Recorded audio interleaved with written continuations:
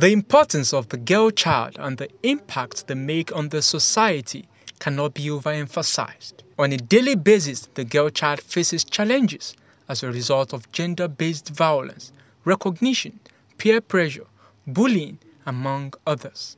In commemoration of the International Day of the Girl Child, the United Nations sets aside October 11th each year to educate the public on how this narrative can be changed, thereby giving the girl child a reason to live another day without feeling insecure. This year's theme focuses on digital generation, our generation, which seeks to recreate a better world led by adolescent girls as part of the global generation equality movement. In an interview with a health expert, Clara Anyawu, she spoke about the threat and victimization the adolescent girl child faces while pointing out on the global agenda for advancing the rights and empowerment of women and girls everywhere in the world. The first thing is accept that that situation has first happened to you. Try to figure out what brought about that situation. After you've gotten over that, you need counseling. We need to meet the psychiatrist that will bring you out of your shell, because it's a very depressing situation and it makes it difficult for you to even know how to move. When that is done, we now assist you to move forward. We build your resilience, of course. Your self-esteem is most important. Once that is established, start thinking of what you can do, where you can now stare people in the face and say to them, I did this. Despite the situation, I came out and I'm a great person. To raise the diversity of girls' voices and a reimagined future, young people across the world are developing a digital activism campaign. A political figure, Muturayo Gbadebo, in an interview, buttressed on how this can be achieved. Yeah, it's a very good initiative, because a girl child also should have an equal right as a male child.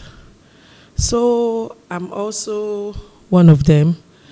But we just want more, like in every child should have the benefit of education. Like I think in the northern parts of the world, they prefer the male children going to school because they feel the female children will end up in the kitchen. But things have changed now, and it will continue to change for the better, because even the female children are doing better than the male too. So we look for more opportunity. Every child, every female child particularly, should have same opportunity given to the male children. Other experts maintain that the girl child can lead as a generation of activists accelerating social change. Every 11th of October has been set aside by the United Nations to celebrate our girl's child. And here we are today in Alimosho local government celebrating our girl's child with the theme Digital Generation, Our Generation. And my advice to all girls over there is that we are in a digital age where we have easy access to information around the world. With their smartphone, through the internet, we have information like abortion, cultism, rape, lesbianism, homosexuality, banking, technology, insurance, and they should try and practice those ones that will make them a better person tomorrow. I understand that if you are a girl child, you don't need to be scared. Like you need to have knowledge, understanding about education. You need to be educated. Like raping, they said, one of my students said that raping is the thing you wear that by guys they usually rape girls, but that's not why, that's not the reason. It's a guy. You need to be disciplined. You need to be disciplined from home. If you are not disciplined, you can't be able to control yourself. Actually, we are in a society whereby moral decency and societal challenge against our young girls has been paramount.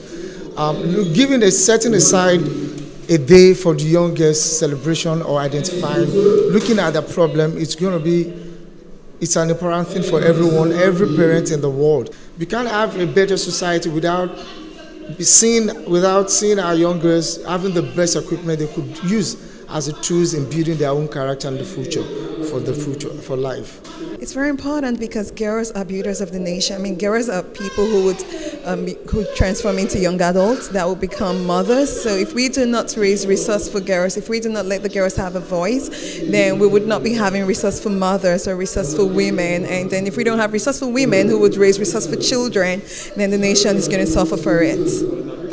Okay, so for girls that have been molested, we all need to have like a safe haven for them and stop judging them for whatever they may have, whatever they may have led to that situation. You know, people are usually very good at saying, "Oh, she didn't dress well, she didn't sit at home." You know, we need to take off that judgmental part and first of all receive them for who they are or for whatever mistake they have made, and then give them the platform to live a more meaningful life. Because if we all begin to accuse them or begin to judge them, when we forget that we have forestalled the tendency of them to live a meaningful life. So I encourage that the society should stop being judgmental and too critical of the situations or the outcomes of child molestations or child rape and all of that. I see myself as someone that is great, someone that is destined to be empowered, and someone that is meant to showcase the world my talent and what I'm made of. I protect myself by staying indoors, not going out late in the night, dressing decently, and knowing my rights. This advocacy is a step in the right direction towards giving the girl child access to a safe environment, quality education, and a healthy life which must be sustained even when they mature into women.